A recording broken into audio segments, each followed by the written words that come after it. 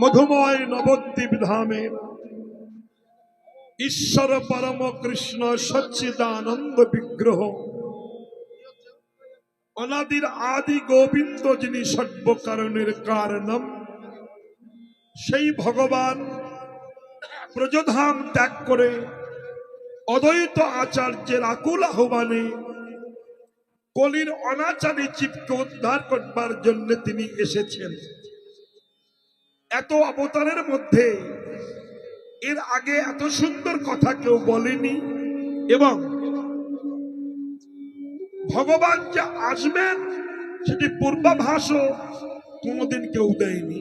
Repeat হচ্ছে গৌরাঙ্গ মহাপ্রভু আসবার আগে শাস্ত্রে লিখেছেন, লিপিবদ্ধ করা আছে, কলের প্রথম সন্ধ্যাং গৌরাঙ্গ হহং মহিতলে ভাগীরথী তটরম্যে ভবিষ্যামি শচীসুত। কলির প্রথম সন্ধ্যায় মানুষ যখন অনাচারী হয়ে যাবে, অত্যাচারী হয়ে যাবে, ব্যভিচারী হয়ে যাবে, পাপাচারী হয়ে যাবে, কৃষ্ণ নাম ভুলে যাবে, মানুষের চরিত্র দেখে পশু পর্যন্ত লজ্জা পাবে, মানুষ স্বধর্ম ত্যাগ করবে, অন্য ধর্মে মুগ্ধ হবে, গুরুজনকে সম্মান দেবে না, ধর্মাধর্ম মানবে না, হরি কথা বলবে না, শুধু কুকথাই বলবে, কুকথা শুনবে, কুখাদ্য খাবে, কুসঙ্গ করবে। ঠিক এহেন সময়ে আমি ব্রজেন্দ্র নন্দন কৃষ্ণ ভগবান অবতীর্ণ হব। কোথায়? কলির প্রথম সন্ধ্যায় ভাগীরথী তটরম্যে ভবিষ্যামি শচীসুত। আমি শচী মায়ের গর্ভে গৌর হয়ে অবতীর্ণ হব। রাধে রাধে। এটি পূর্ব প্রতিশ্রুতি রক্ষা করবার জন্য তিনি এসেছেন। তাকে আনলেন কে? এটা বিষয় অদ্বৈত আচার্য গোসাই।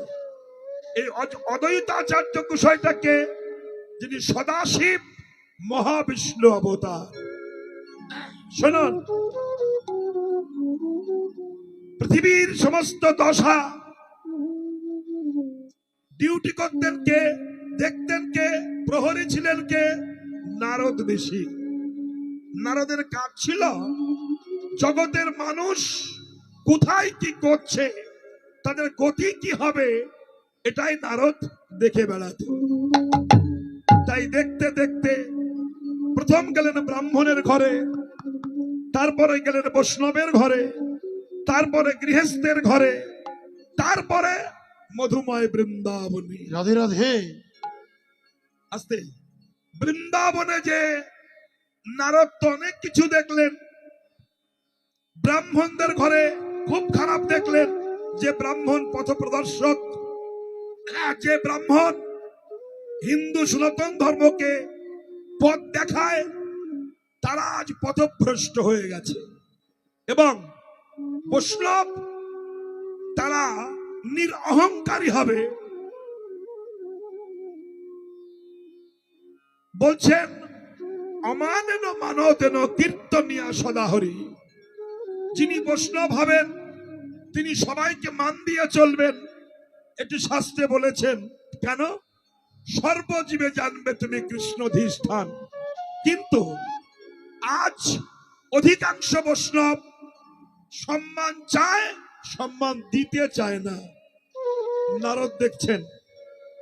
এবার গেছেন গৃহস্থদের বাড়ি, সমস্ত গৃহস্থ বাড়ি গিয়ে দেখছে প্রত্যেকটা বাড়ির বউগুলো মোড়ল আর স্বামীগুলো গাড়ল। রাধে রাধে। বিশাল অবস্থা খারাপ। এইবার নারদ দেখতে দেখতে চললেন বৃন্দাবনে।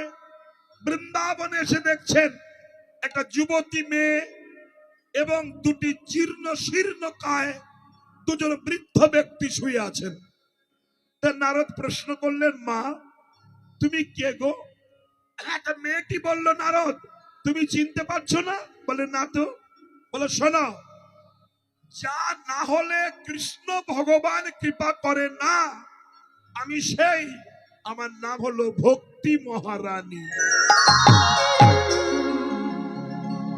আজ পৃথিবীতে ভক্তির বড় অভাব। যা একটু ভক্তি মানুষ করে চিটিংবাজি ভক্তি করে, তার মধ্যে মন দিয়ে ভক্তি করে না। ভক্তি, শ্রদ্ধা, ভালোবাসা, বিশ্বাস মানুষের মধ্যে নাই। ছেলে বাবাকে প্রণাম করতে চায় না, মানুষ ভগবানকে প্রণাম করতে চায় না, শিষ্য গুরুদেবকে ভক্তি করতে চায় না, স্ত্রী স্বামীকে প্রণাম করতে চায় না, গুরুজন মানে না। অবস্থা বড় খারাপ, ভক্তির কেউ সম্মান দিচ্ছে না। তাই আমি ব্রজধামে এই ব্রজের ধুলিতে গড়াগড়ি খাচ্ছি যে আমি ভক্তি মহারানী। যা না হলে কৃষ্ণ কৃপা হয় না, তাকে কেউ সম্মান দিচ্ছে না। তাই ব্রজধামে কৃষ্ণের চরণ ধুলির উপরে গড়াগড়ি দিচ্ছি। তো ডাইনে বামে যে দুজন বৃদ্ধ ব্যক্তি আছে জীর্ণ শীর্ণ কায়, এটা কারা? ভক্তি মহারানী বললেন ওটি হচ্ছে, একটার নাম জ্ঞান আর একটার নাম বৈরাগ্য।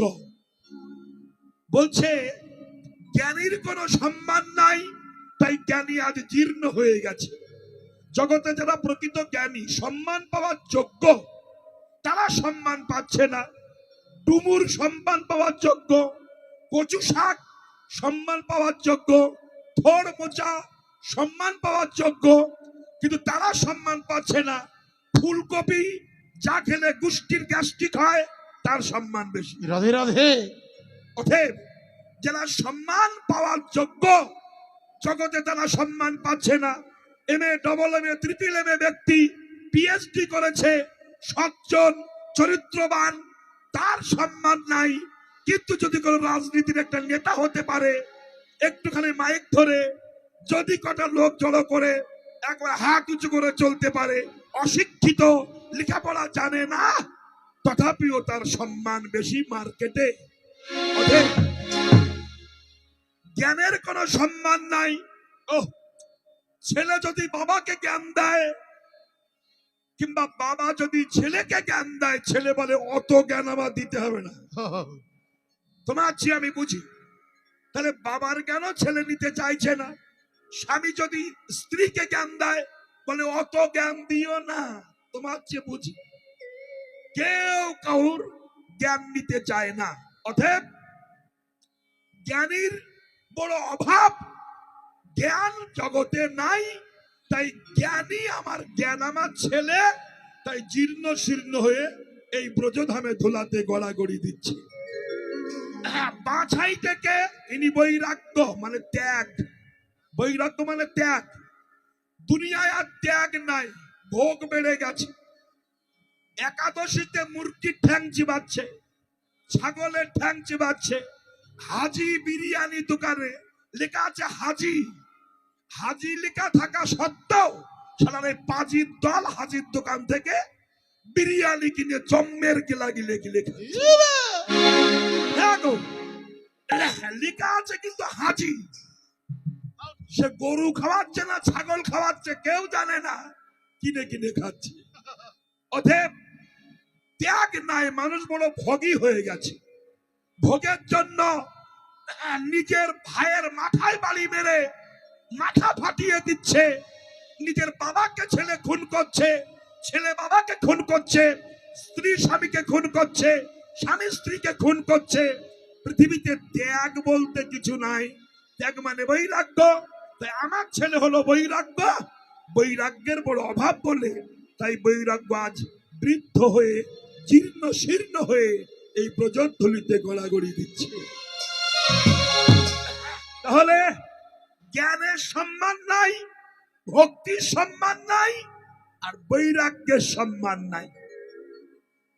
তাই ভক্তি মাতা নারদকে বলছে, হে ঋষিবর, তুমি তো ত্রিকালদর্শী, সারা পৃথিবী ঘুরে বেড়াও, তো তুমি দেখো তো কি করলে ভক্তি, জ্ঞান আর বৈরাগ্য এই তিনটির আবার পুনঃ সম্মান জোগাড় হতে পারে।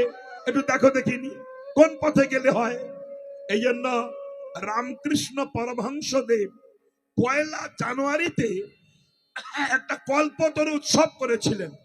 স্বদেশী বিদেশি সবাই তাকে প্রণাম করতে গিয়েছিলেন।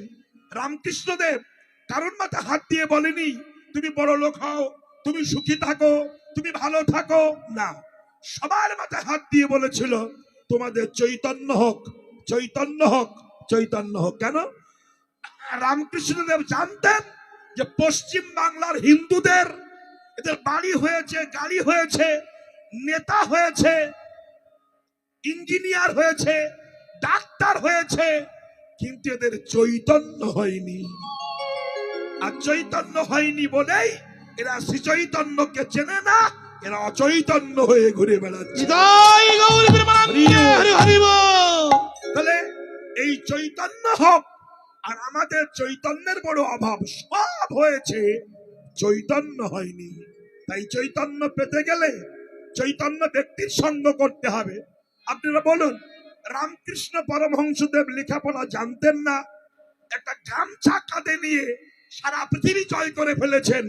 আর আমরা বুট শুট পরেও, টাই পরে, এমএ ডবল এমএ পাস করেও মানুষ আমাদের দেখতে চাচ্ছে না। তাহলে বোঝা গেল কি, আমরা অনেক লেখাপড়া শিখেছি, অনেক পয়সা অর্জন করেছি, কিন্তু আমাদের চৈতন্য নাই বলে আমরা মানুষের কাছে সম্মান পাই না। কিন্তু রামকৃষ্ণদেবের কিছুই ছিল না, তার চৈতন্য ছিল বলে জগৎ তাকে সম্মান দিয়েছে। বিবেকানন্দের কিছু ছিল না, সে ভিখারি হয়ে গিয়েছিল চিকাগো শহরে বক্তৃতায়, কিন্তু তার চৈতন্য ছিল বলে বিদেশে বলেছিল, গর্বের সাথে বলো আমি হিন্দু, হিন্দুর জন্য লড়াই করেছিলেন। অতএব নারদ ঋষি, তুমি বলো তো কি করলে এই জ্ঞান ভক্তি আর বৈরাগ্য আবার জীবন ফিরে পায়? নারদ বলছে, দেখছি মা, কি করা যায়, কি করলে এদের সম্মান ফিরে আসে, আমি সেটাই দেখব। তাই এই নারদের জন্য ভগবান গৌর হয়ে নবদ্বীপ এসেছেন।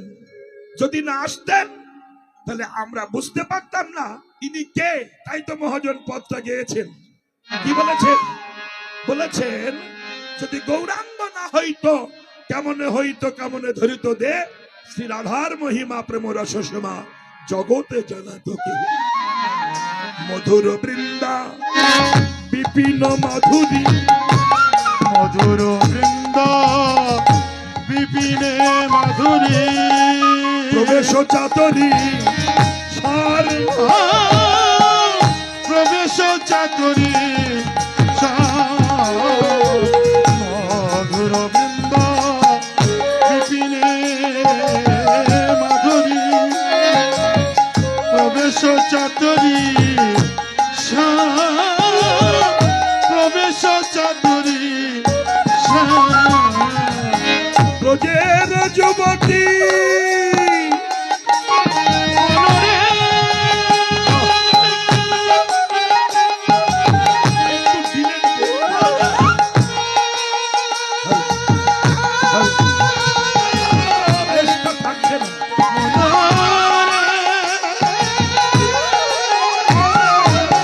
ব্রজের যুবতী ভাবের ভকতি, ব্রজের যুবতী ভাবের ভকতি, ভকতি হইত কারণে, ভকতি হইত ব্রজের যুবতী ভাবের ভকতি, শকতি হইত, শকতি হইত। গাহ পুন পুন গৌরাঙ্গের গুণ, গৌরাঙ্গের গুণ,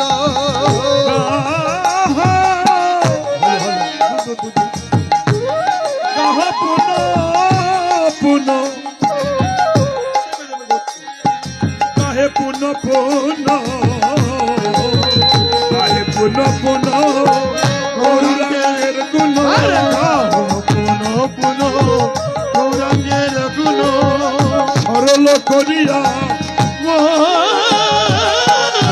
সরল করিয়া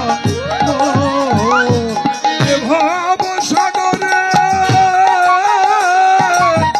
এমন দয়া,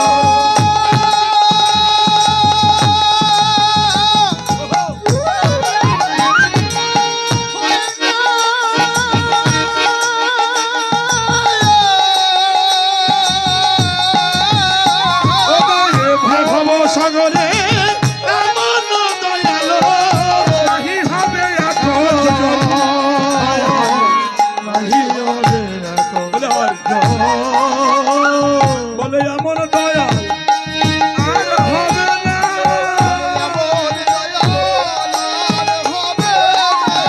যে পায়ে ধরে হরির নাম দিল,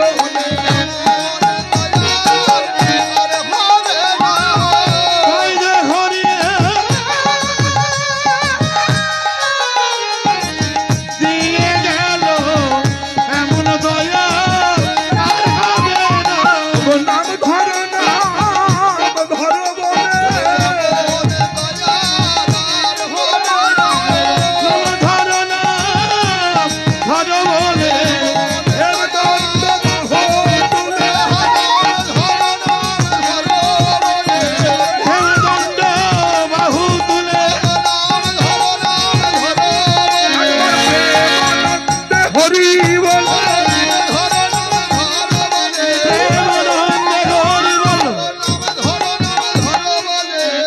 এমন দয়া আর হবে না। বলে ডেকে ডেকে এনেছিলেন কে?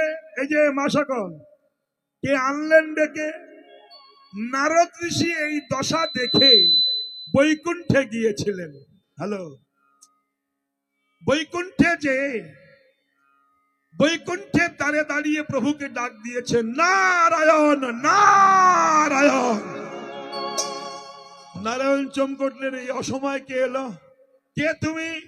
আমি নারদ প্রভু। কি প্রয়োজন? বলে পৃথিবীর যা দশা দেখে এলাম সেই কথাটা বর্ণনা করতে এসেছি। তুমি না গেলে জগতের মানুষ সর্বনাশ হয়ে যাবে।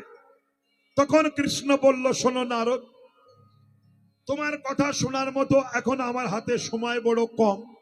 আমি এখন একটু বিজি আছি, একটু ইজি হই, তখন তুমি এসো। নারদের খুব রাগ হলো, এত কষ্ট করে ঢেকিতে চলে এসেছি আর বলে কিনা বিজি, আমি তোমাকে ইজি করে তবে যাব। নারদের কল্প। তাই নারদ ঢেকিতে উঠে যাচ্ছে, খুব রাগ হয়েছে। এত কষ্ট করে বৈকুণ্ঠে এলাম, কথা বলবো বলে উনি বলে বিজি। বিজির শ্রাদ্ধ চটকিয়ে যাবে আজকে। নারদের কাজ, নারদ মানে দুমুখো ঢেকি, বুঝেন না? এদিকেও থাকে ওদিকেও থাকে। তো নারদ ভাবলো ঠিক আছে, এবার ওই ঢেকিতে উঠে যাচ্ছে। যেতে যেতে সুন্দরবনের মধ্যে দিয়ে ঢুকেছে।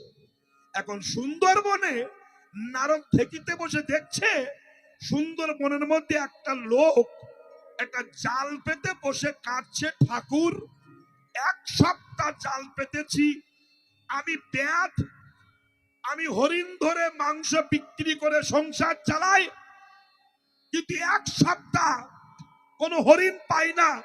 হে দয়াময়, এমন কোন কি কেউ নাই যে আমার একটা করে হরিণ দেবে? নারদ দেখে ভাবলো এই তো সুযোগ, কৃষ্ণ বিজি আছে, এই সুযোগে ইজি করে যাব। ঢেকি নিয়ে নেমেছে ব্যাধনন্দন। ব্যাধনন্দন মানে ব্যাধের ছেলে। ও ব্যাধনন্দন, কে তুমি? আমাকে চিনবে না। এই যে নারদটা পরিচয় দিল না, তবে কি ব্যাপার, কি চাই তোমার? তখন নারদ বলল, তুই তো হরিণ চাস? বলে হ্যাঁ। তাহলে আমি মন্ত্র দিচ্ছি, এই মন্ত্র জপ করবি, দেখবি জপ করতে করতে একটা চতুর্ভুজ ব্যক্তি এসে দাঁড়াবে, শঙ্খ চক্র গদা পদ্মধর। তুই তখন তার কাছে বাড়ি গাড়ি কিচ্ছু চাইবি না, শুধু চাইবি আমি যেখানে জাল পাতি আমার যেন একটা করে হরিণ পড়ে। বেশ, নারদের মন্ত্র তো যুক্তি দিয়ে চলে গেল। এই মন্ত্র জপ করবি কি না, ওম নমো ভগবতে বাসুদেবায়, ওম নমো ভগবতে বাসুদেবায়।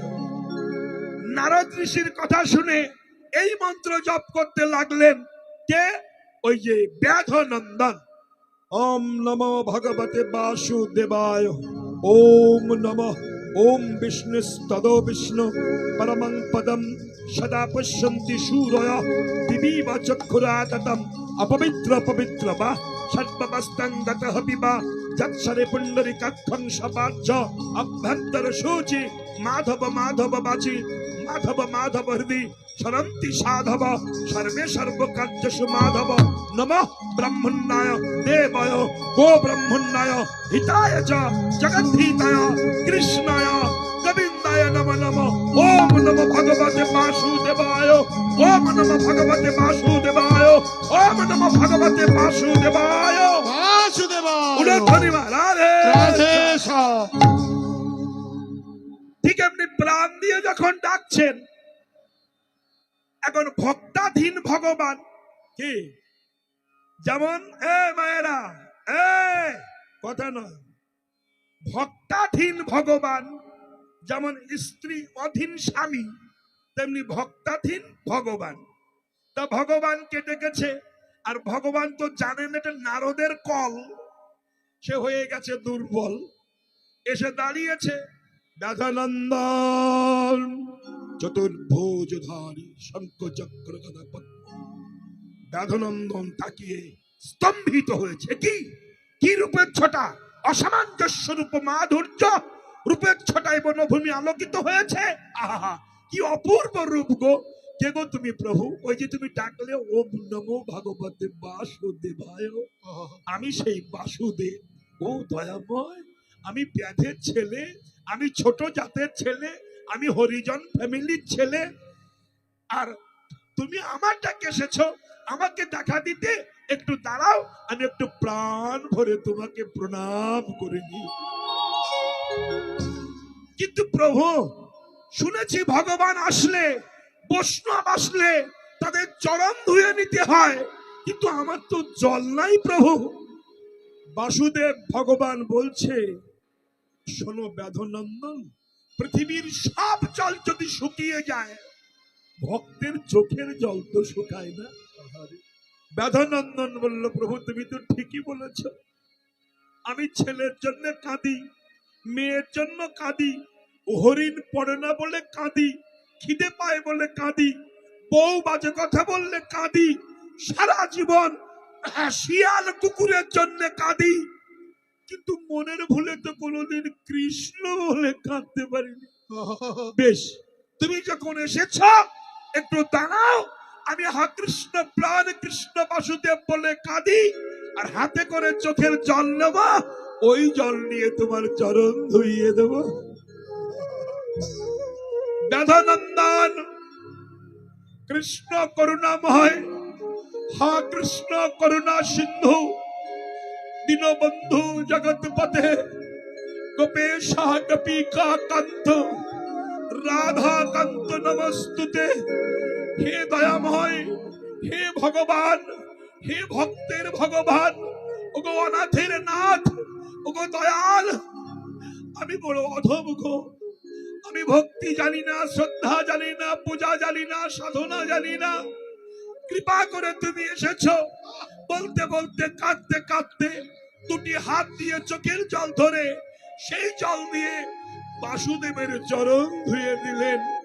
আর যখন চরণ ধুয়ে দিয়ে নিজের আঁচল দিয়ে চরণটা মুছাচ্ছে, এটা স্বর্গ থেকে দেবদেবী দেখছে, আনন্দে পুষ্প বৃষ্টি করছে, দেবীরা উলধ্বনি করছে, ভক্তগণ হরিধ্বনি করছেন, কি অপূর্ব লীলা করছেন ভক্তের ভগবান। লীলা দর্শন করছেন দেবদেবীগণ, পঞ্চানন, ব্রহ্মা, বরুণ, হুতাশন সবাই দেখছে। যে চরণ সাধনা করে আমরা পাই না, কোটি কোটি জনম পাই না, সেই চরণ আজ ব্যধনন্দন পেল। ও মায়েরা, তখন ভগবান বলছে, ব্যধনন্দন আমার হাতে তো সময় কম, বলো তুমি কি বর চাও, বরং বৃণু, তুমি বর প্রার্থনা করো। তখন ব্যধনন্দন বলছে, প্রভু তুমি যখন এসেছো একটু বর দিয়ে যাও, প্রত্যেক দিন যেন আমার জালে একটা হরিণ পড়ে। ভগবান তো জানেন এটা নারদের কল, মাথায় হাত দিয়ে বলেছে, তথাস্তু, তোমার মনোবাসনা পূর্ণ হবে। ব্যাস বলে চলে গেছেন। সেদিন বনের হরিণ একটা পড়েছে, সকালবেলা নারদ এসেছে, বেদনন্দন গুরুদেব নাম করেছিলি বলে হ্যাঁ, সে এসেছিল বলে হ্যাঁ, কেমন দেখতে? বলে চতুর্ভুজ শঙ্খ চক্র গদা পদ্মধারী, অসামঞ্জস্য রূপ মাধুর্য, অপূর্ব দেখতে। তার রূপের ছটায় বনভূমি আলোকিত হয়ে গিয়েছিল। বর দিয়েছে বলে হ্যাঁ। হরিণ পেয়েছিস বলে হ্যাঁ, ওই যে হরিণ পড়ে আছে। বাহ! নারদ কিন্তু খুব লোক, দুমুখো ঢেকি বললাম না। তা নারদ বলতে, শোন, ও যে বরের হরিণ না বনের হরিণ তুই জানলি কি করে? বরের হরিণ যদি হয়, জাল যেখানে পাতবি সেখানেই হরিণ পড়বে। তাই যদি পড়ে তবে বর সঠিক আছে। এক কাজ কর, তোর জাল গুটিয়ে নে, নিয়ে কি করব? এই ক্যানিং স্টেশনে যে পেতে রাখ। ওখানে যদি হরিণ পড়ে তাহলে জানবি বর 100% শিওর আছে। হ্যাঁ, গুরুদেবের কথা মতো জাল তুলে নিয়ে গিয়ে ওই হাজার হাজার লোকের মাঝখানে ক্যানিং স্টেশনে জাল পেতে বসে আছে। ভগবান চিন্তা করছে, এ কল কার কল? এ তো ছিল বনে, এখন টাউনে, মানেটা কি? আর এত লোকের মাঝখানে আলো জ্বলছে, আমি হরিণ দেব কি করে? আর যদি তাও বা না দিই, আমার তো বাক্য ভ্রষ্ট হয়ে যাবে। কি করি আমি এখন? উপায় কি আমার এখন? বিশাল চিন্তায় পড়ে গেছে। যখন চিন্তায় পড়ে গেল, ভীষণ চিন্তায় পড়ে গেছে, কি হবে উপায়? কিন্তু ভগবান এই বিদ্যুৎ মন্ত্রীর সঙ্গে কন্ট্যাক্ট করে নিল, নিয়ে একটু কারেন্ট আর লোডশেডিং করে দিল, অন্ধকার করে দিয়েছে, দিয়ে ছোট্ট একটা হরিণ ঢুকিয়ে দিয়েছে। সকালবেলা নারদ এসে বলছে, পেয়েছিস বলে হ্যাঁ, ওই যে। তখন নারদ বলল, স্টেশনে যখন হরিণ পড়েছে তাহলে বর শিওর আছে, অসুবিধা নাই, আর জাল টানাটানি করতে হবে না। এবার বাড়ি যা, উঠোনে জাল পেতে বারান্দায় বসে থাক। মানে ও তো বিজি রে, ইজি করবেই হচ্ছে কাজ। তো উঠোনে জাল পেতে বারান্দায় বসে গান গায়। ভগবান চিন্তা করছে, মহা সমস্যায় পড়লাম তো। ছিল বনে, আসলো টাউনে, আবার উঠোনে, এখন যাবে আবার কনে, তার তো ঠিক ঠিকানা নাই। তো উঠোনে জাল পেতে বসে আছে। ভগবান চিন্তা করছে, কথা দিয়েছি, আমি বলেছি তথাস্তু মনোবাসনা পূর্ণ হবে, যদি না দিই আমি ভগবান, আমার বাক্য ভ্রষ্ট হয়ে যাবে। তাই ভোরবেলা যখন একটু ঘুমিয়ে পড়েছে, একটা হরিণ ঢুকিয়ে দিয়েছে। সকালবেলা নারদ এসে বলছে, পেয়েছিস বলে হ্যাঁ। তাহলে উঠোনেও যখন পড়েছে, তাহলে বিজি ইজি হয়ে গেছে। একটা কাজ কর, এইবার জাল ঘরের মধ্যে নিয়ে যা, নিয়ে যে দরজা জানলা মেরে খাটের তলায় জাল পেতে খাটে শুয়ে পড়ে গান গা যা। কেন তারা তো জানে, যদি খাটের তলায় জাল পেতে ও গান গায় আর দরজা জানলা বেঁধে রাখে, মানে বন্ধ করে রাখে, বনের হরিণ আর ঢোকাতে পারবে না। মনের হরিণ সেজে ভক্তের জালে পড়তেই হবে। ও গুরুদেবের কথা শুনে দরজা জানলা মেরে খাটের তলায় জাল পেতে খাটে শুয়ে গান গায়। আশ্চর্য ঘটনা। দেখবেন যেসব ছেলেরা বাপের কামাই খায় আর মা রান্না করে দেয়, তারা দেখবেন ওই মোবাইলে জ্যাক গুঁজে দিয়ে, কালে বল্টু দিয়ে, চিজ বড়ি হ্যাঁ মস্তি মস্তি, চিজ বড়ি হ্যাঁ হরি বাবা। আরে বাবা। আবার কেউ গায় বেদের মেয়ে জোসনা আমার কথা দিয়েছে। সে বিভিন্ন ধরনের গান গায়। চিন্তা নাই তো, বাবা কামাই করে, শালা গিলে বেড়ায়, ওর অবস্থা ঠিক তেমনি। হ্যাঁ, দেখলো চিন্তা নাই তো পড়বেই। ও তখন উপরে খাটের উপরে বসে এই শুয়ে পড়ে পা নাচাচ্ছে আর গান করছে। হ্যাঁ, ওগো দয়ামা, এসো দেখা দাও। ভগবানের মাথায় আগুন ধরে গেছে, যেন উকুন হয়েছে, চুল কাটছে, সর্বনাশ। এ কি? ও দরজা জানলা মেরে জাল পেতেছে খাটের তলায়, ও শুয়ে আছে খাটে। যদি লখায়ের মতো একটা ছিদ্র রাখতো, তাও একটা ছোট্ট বাচ্চা ঢুকিয়ে দিতাম, তাও তো রাখিনি। এখন উপায় কি? নিশি যদি প্রভাত হয়ে যায়, আমি তো বাক্যভ্রষ্ট হয়ে যাব। কি করব? নিশি প্রভাত হওয়ার একটুখানি আগে স্বয়ং ভগবান নিজেই হরিণ সেজে ভক্তের জালে যেয়ে পড়েছে। সকালবেলা নারদ এসেছে, ব্যাধনন্দন গুরুদেব পেয়েছিস? বলে হ্যাঁ। অন্যদিন যা হরিণ পায় গায়ে মাংস থাকে না, কিন্তু আজকে যে হরিণ নাদোষ নদোষ চেহারা। তখন ব্যাধনন্দনকে বাইরে বার করে দিয়ে নারদ দরজা দিয়ে ওই হরিণকে বলছে, বলো বিজি আছো না ইজি আছো? তখন কৃষ্ণ বলছে, নারদ রে, আমার জন্মে আমি আর তোর কাছে বিজি হব না। নারদ বলছে, দাঁড়াও দেখাচ্ছি। এই ব্যাধনন্দন, গুরুদেব পাঁচালি নিয়ে আয়, মানে পঞ্জিকা নিয়ে আয়। নিয়ে এসে বলছে, এই যে আজকে তিথি, এই তিথি বলে এই তিথিতে হরিণের মাংস খেলে গুষ্টি উদ্ধার হয়ে যায়, হরিণের মাংস খেতে হবে। চিন্তা করুন তো, হরিণ কেটে ফেলবে, তখন ল্যাজ ঘন নাড়াচ্ছে ভগবান, মানে কাটিস না কাটিস না কাটিস না। নারদ বলছে, আগে ল্যাজটা কেটে ফেল। তখন আরো গতি বাড়িয়ে দিয়েছে, আর চোখ দিয়ে টপ টপ করে জল পড়ছে। নারদ রে, তুই আমারে কেটে ফেলবি? নারদ তুই কাটিস না, চোখ দিয়ে গল গল করে। নারদ তোকে বলছে, আগে চোখ দুখানা ছুরি দিয়ে তুলে ফেল। তখন কৃষ্ণ বলছে, নারদ আমি কথা দিচ্ছি, বিশ্বাস কর, আমি জীবনে তোর কাছে আর বিজি হব না, আমার ভুল হয়ে গেছে। তখন নারদ বলল, তাহলে কথা দাও, আগত কলিকালে আমি নারদ হব শ্রীবাস, তুমি হবে গৌরাঙ্গ সুন্দর, তুমি আমার ঘরে যাবে, দিবানিশি হরি গুণগান গাইবে, প্রেমানন্দে হরি বলবে, উলধ্বনি করবে, ভগবান ভক্তের বাসনা পূর্ণ করে দেবে।